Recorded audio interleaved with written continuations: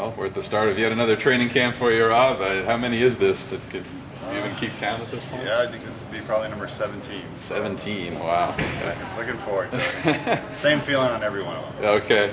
Well, how are you doing physically, first of all? The last time we talked to you, you were just coming off surgery, I guess. And how did that go? How did the recovery go this summer? You know what, the surgery went real well. It was a little longer than had planned, but we had some time here in the summer to rehab. And, you know, I should be able to participate full on at the start of camp, but it'll probably be a couple months before it's 100%.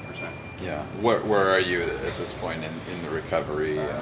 Well, I mean, if it was regular season, probably be playing in games and cleared to play. But you know, with training camp being a month long, we can kind of ease our way into that. Okay. Does it get tougher as the years go on? I mean, it was just something you could bounce back from a little bit, you know, quicker if you were younger. Yeah, I mean, that's you know, just with age alone, you probably would. But again, I think, you know, unfortunate part not making the playoffs, but fortunate for me that I had a long summer to rehab and, you know, wasn't rushed back into things and could take the time to get it back to where I want to be. Yeah. And coming into training camp, you're obviously going to be a guy who's looked to for leadership.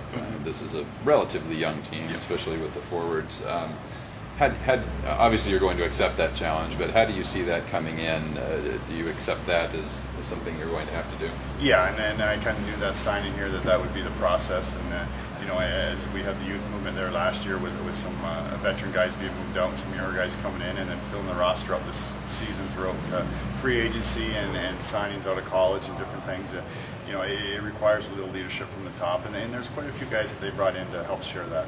Yeah. The team seems like it has a lot more depth this year. They've brought in some younger guys and also some veterans. Yeah.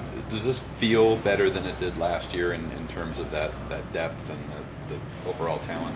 Well, I think we have more competitive training camp. I think last year you kind of knew what the team was, and you were hoping the guys were going to come in and fill. This year, you know, you know what the lines are supposed to be, but there are a lot of guys on the outside that want to get in there and fill that roster spot. So I think the depth-wise will make a competitive camp for us. Can you talk a little bit about your relationship with Jack Johnson and you know, coming in, you know, you were a guy who was kind of expected to mentor him a little bit and then teach him. And yeah. What's that been like so far, and what do you see from him? Well, you see the competitive nature. I mean, obviously coming in last year, we're down a handful of games near the end of the season, and you saw how competitive he was and how much he wanted to battle. I think he understands that his college career is done, and now his step is to play professional hockey.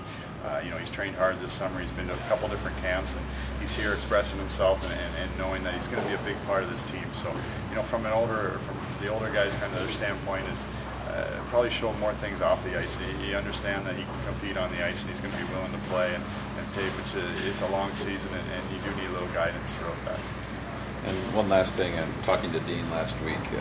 He was talking about some of the younger guys needing to step into leadership roles and kind of taking responsibility for winning. Do you see that starting to happen? And what does that mean when you're a player?